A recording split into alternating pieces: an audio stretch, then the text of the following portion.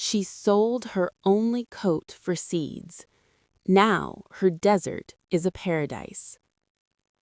The coat was the last thing she owned that had belonged to her mother. It was a good coat, dark wool, double-breasted, the kind that kept out the wind properly and had 2 deep pockets she had filled, over the years, with notebooks and soil samples and the small necessities of a woman who spent most of her days outside. It had her mother's smell still, very faintly, in the lining. She had worn it through 3 winters of field work on the bleached and cracking test plots of the South Downs Research Station. On a February morning in 2026, she sold it at Lewis Market for £42.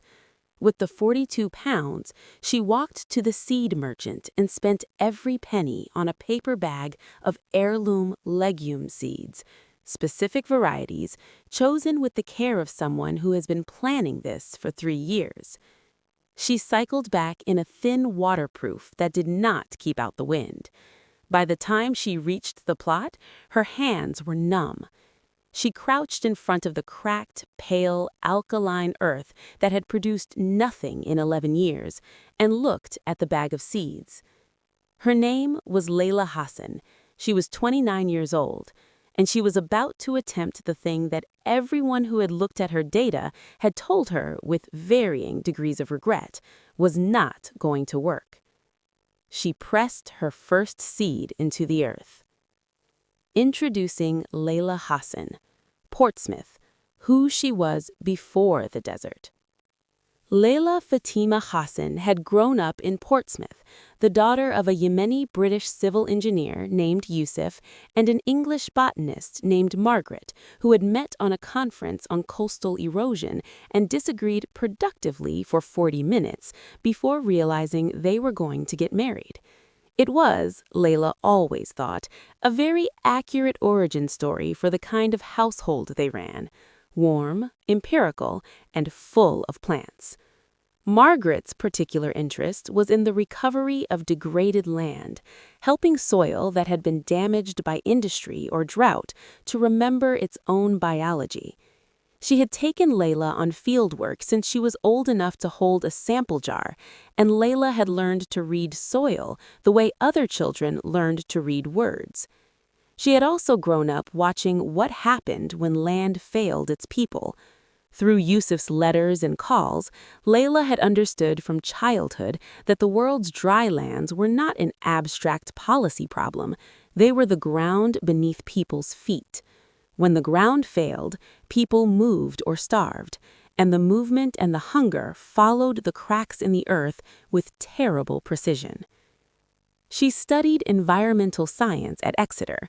Her doctoral research focused on mycorrhizal networks, the invisible underground fungal systems that connected plants, cycled nutrients, and made healthy soil possible.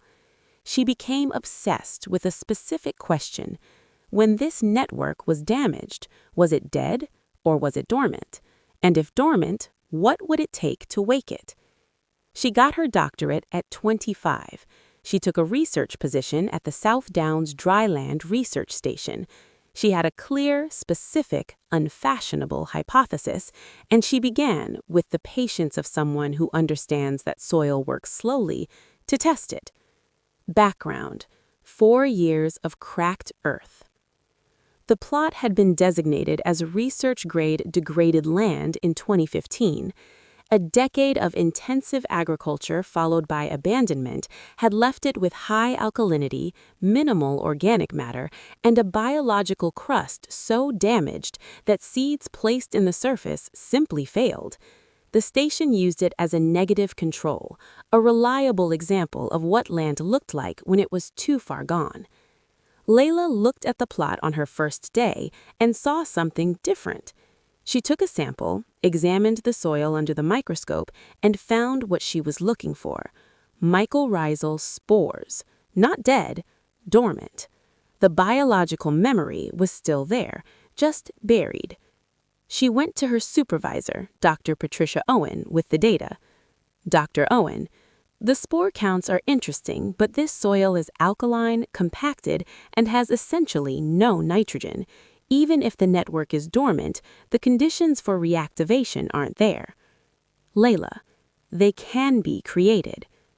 Her method required nitrogen-fixing legumes planted in specific combinations, combined with hand-built earthworks that captured rainfall and directed it to root zones. It required the right seeds, physical labor, and several growing seasons of patience. And it required, above all, money she did not have, hence the grant applications. 5 rejections in year 1, 4 in year 2, 3 in year 3. The word that kept appearing, insufficient commercial viability. Layla read those words and sat with them. The land she was trying to heal was the kind of land that the world's poorest people lived on. Commercial viability was not the frame in which the problem existed. By the end of 2025, her position was contingent on securing funding by spring. Her finances were at the point where robust would have been an upgrade. The coat was the only thing she could sell that was worth selling. Spring 2026, the first growing season. She planted the legumes in February. The earthworks, small ridges and furrows built by hand over 3 weeks in the freezing mornings, began catching the winter rain almost immediately, directing it into the root zones with a quiet efficiency she found, despite everything, genuinely beautiful. April brought drought. Not a dramatic drought, but a steady moisture deficit that was more damaging to young plants than a single catastrophic event.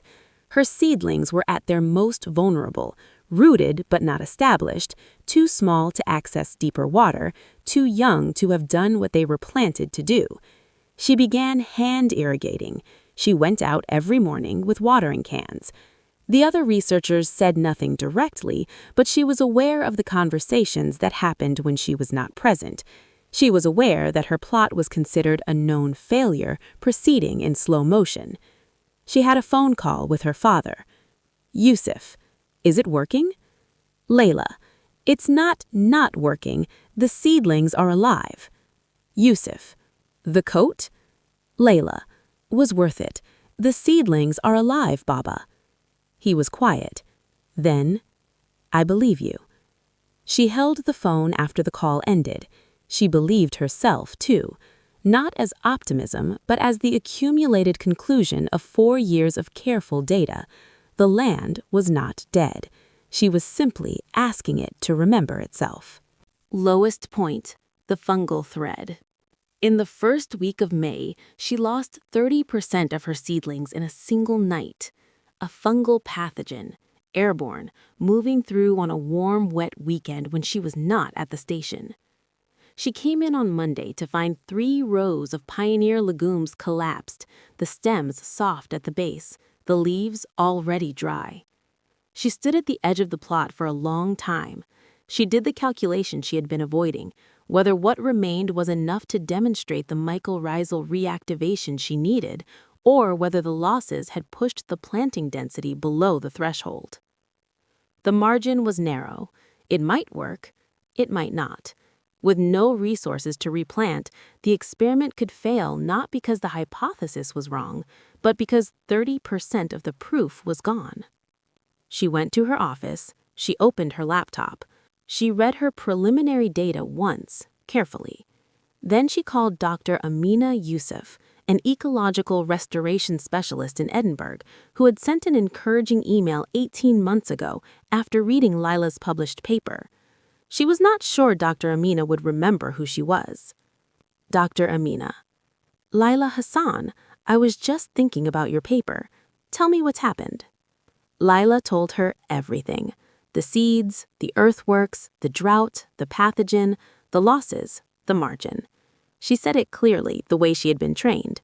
Facts in sequence with their implications stated honestly. Dr. Amina, what does your mycorrhizal data look like right now? Layla, increasing. The hyphal density in the test section is at the highest I've recorded.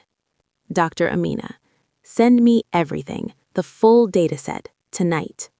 Turning point, the data that changed everything.